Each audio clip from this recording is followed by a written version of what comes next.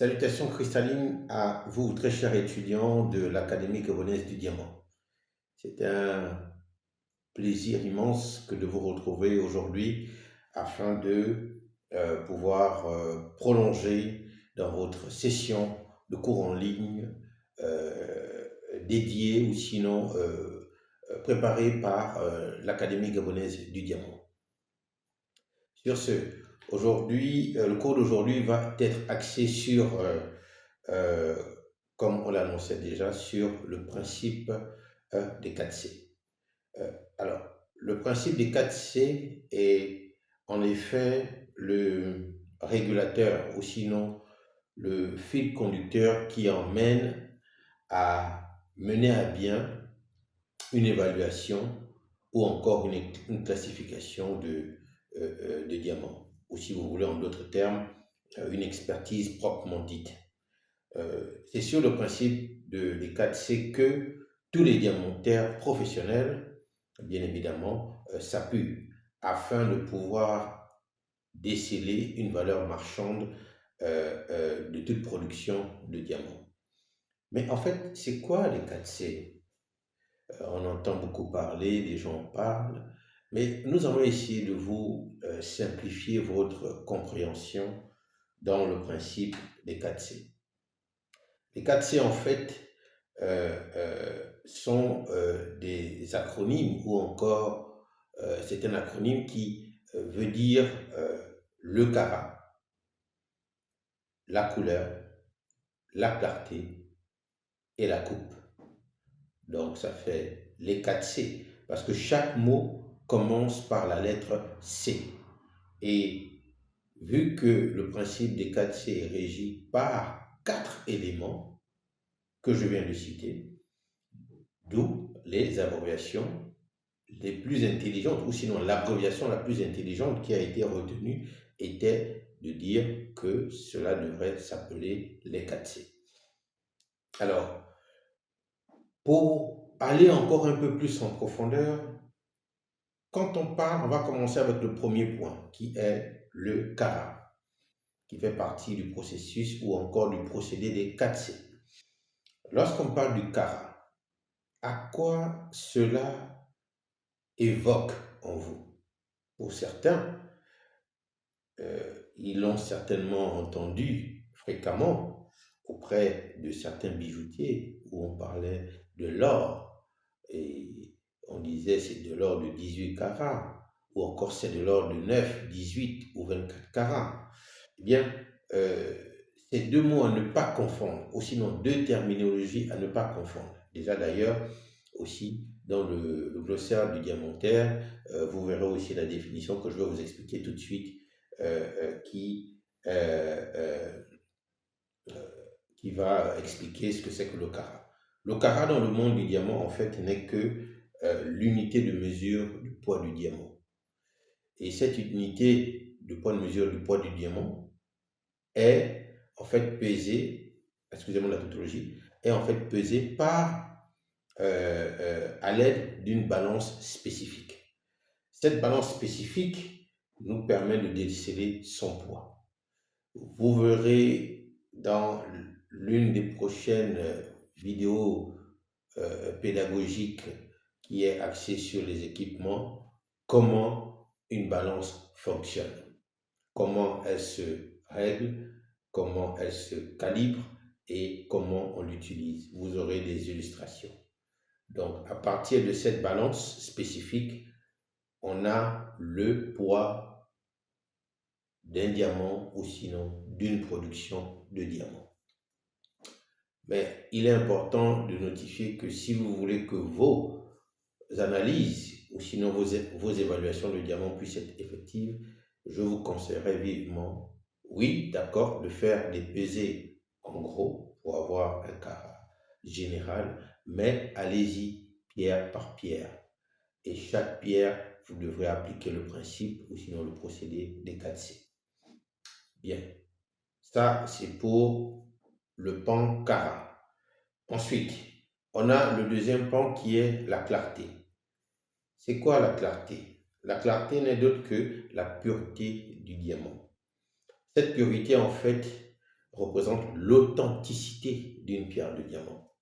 Pourquoi? Parce que de cette authenticité, nous y retrouvons ce qu'on appelle les inclusions, dont nous allons développer sur l'une de nos prochaines vidéos pédagogiques, bien évidemment. Donc, vous aurez une très bonne approche, ou sinon une bonne compréhension, ou une meilleure compréhension de l'élément qui est l'inclusion, qui est déterminant, qui est tout autant déterminant que les autres éléments que nous avons cités. Donc, l'inclusion est dans la catégorie de la clarté. Ensuite, le deuxième point, c'est la couleur. Eh bien, la couleur réfère à des teintes jaunes que nous pourrions retrouver dans un diamant. Et ces teintes jaunes, en fait, plus elles sont avérées, eh bien, plus elles ont une signification que nous allons essayer de surfer sur ce point dans l'une des prochaines vidéos dans ce module 1. Mais le module 2, quand bien sûr vous l'aurez éliminé, le module 1, tout naturellement, sera un peu plus profond, où nous allons entraîner vos yeux à reconnaître justement, ou sinon à classifier ou à comprendre les thèmes qui se trouveraient dans chaque diamant. Donc ça, c'est pour la couleur. Ensuite, nous avons la coupe. La coupe qui, en fait, n'est d'autre que la forme du diamant. Et quand je parle de forme du diamant, c'est soit à l'état brut, soit à l'état taillé. Souvenez-vous, la vidéo précédente, nous parlions de la différence entre un diamant brut et un diamant taillé. Je pense qu'au jour d'aujourd'hui, vous comprenez déjà ces deux nuances ou encore ces deux aspects. Alors, la coupe est un facteur tout autant important que les autres qui ont été précités, mais à la différence que à l'état brut, elle nous permet de pouvoir faire une spéculation ou sinon une projection sur ce qu'on appelle en anglais the yield.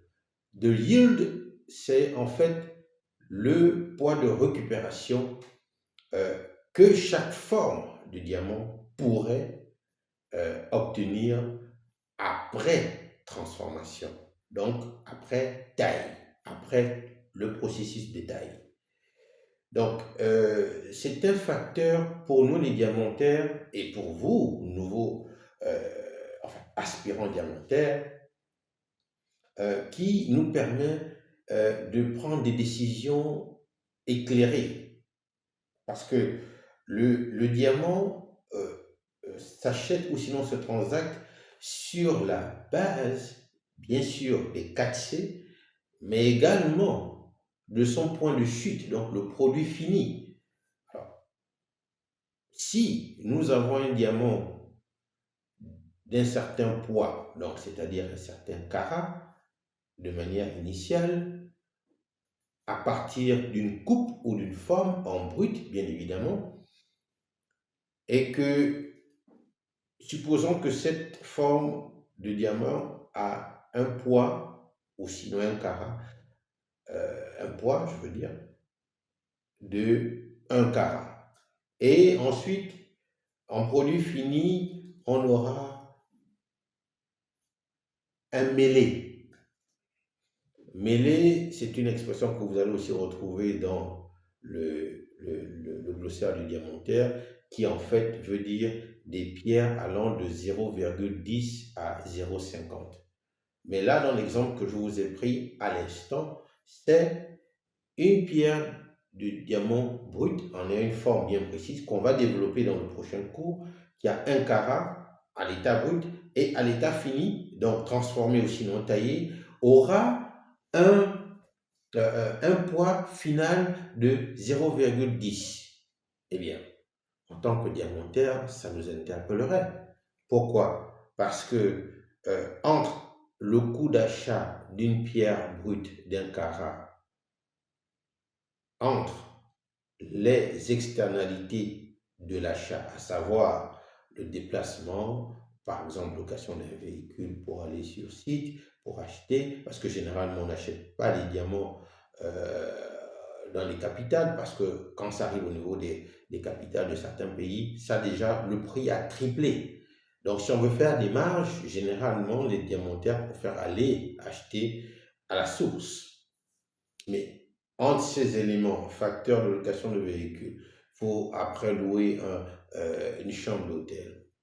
Ensuite, le carburant, il faut payer quelques guides et tout ce qui s'ensuit, vos propres besoins. Vous comprenez très bien que le coût total de votre achat va flamber pour retrouver, sans oublier, excusez-moi, les coûts de taille, parce que la taille a un coût. Donc, associé à tous ces coûts externes, le coût du carat en lui-même, de ce carat de diamant qui est pris en exemple, en faisant cette somme, en ayant un montant et en faisant une spéculation ou sinon une visualisation du produit fini, donc c'est-à-dire la pierre taillée de 1 carat qui va maintenant devenir 0,10 carats en produit fini, et bien quand on fait le ratio, on se rend définitivement compte que ce n'est pas une affaire. Donc vous voyez déjà que comprendre ou sinon connaître les poids de récupération à l'avance euh, euh, de l'achat précisément d'un diamant brut, euh, clairement nous donnerait une indication de si nous devons acheter cette production ou sinon ce diamant ou pas. Parce que laissez-moi vous dire que c'est pas tout diamant qu'on achète. Il y a des diamants dont vous devriez, et je suis sûr qu'avec nos accompagnements, notre guidance, nos mentoring, nos cours que vous prenez là maintenant en module 1 et bien évidemment aussi en module 2 quand on va y arriver, vont vous permettre de pouvoir ou sinon de savoir des fois dire non à une production. Si ce n'est pas rentable, bah, écoutez, vous n'allez pas vous prendre la tête à l'acheter. C'est ça en fait un professionnel. Et vous voyez, c'est de ça dont il s'agit du principe des 4 C. Parce que lorsqu'on a maîtrisé ce principe, eh bien, on a des décisions plus sages. Et bien évidemment, ça se reflète sur nos achats ou sinon sur nos transactions de diamants. Donc, voici un peu de manière générale et assez succincte le principe des 4 C qui est fondamental dans la transaction de diamants. Maintenant, pour ce cours, retenez tout simplement que on achète un diamant que sur la base du principe des 4 C. Et bien évidemment, après son intuition, hein, son gut feeling, comme on dit en anglais, que vous allez développer, vous-même déjà d'ailleurs. Moi, je l'ai déjà développé, mes collègues l'ont fait, et d'autres personnes également. Mais vous allez avoir aussi le développement de votre intuition à vous-même. Donc, le principe des 4 C se résume au carat, la clarté, la couleur et la coupe qui est la forme. Donc, c'est ce que vous devrez retenir. Donc, vous voyez ces questions où les gens disent toujours combien coûte un carat. Vous voyez que ça n'a plus son sens. Parce que le prix du diamant n'est pas fixe comme celui de l'or. Quand je parle de fixe, parce que l'or, nous savons que l'or de 18 carats, autant pour moi, a un certain prix. Écoutez, ne me demandez pas de dévoiler ce prix ici. Je crois que le ministère des Mines de chaque pays, que ce soit le Gabon ou ailleurs, a déjà divulgué ce type d'informations. Donc là, nous sommes purement dans le cadre du diamant, qui est en fait notre game. D'où je réitère que le prix du diamant n'est pas fixe comme celui de l'or. Le prix du diamant est basé sur le principe des 4C. Et le principe de 4C, lorsqu'il est appliqué sur un diamant, eh bien, cela vous permettra justement de pouvoir déceler la valeur marchande de votre diamant ou encore de votre production de diamants. Mais souvenez-vous, au début, je vous ai dit, pour que cela soit effectif, ce principe d'application des 4C, il faut expertiser diamant par diamant. Donc, ce n'est pas du genre, si on vous apporte un lot de 10 diamants, vous allez appliquer les mêmes ressources ou encore les mêmes indications des 10 diamants. Non, sur les 10 diamants, ce n'est pas possible parce que chaque diamant est unique. Chaque diamant va vous donner ses caractéristiques. Et c'est à partir de là maintenant que vous aurez les informations nécessaires afin de vous décider de soit acheter ou de vendre. D'accord? Voici pour vous, de manière générale, une fois de plus, le concept ou sinon le principe des 4C. Sur ce, je vous remercie de votre attention, une fois de plus, et je vous dis au prochain cours. Allez,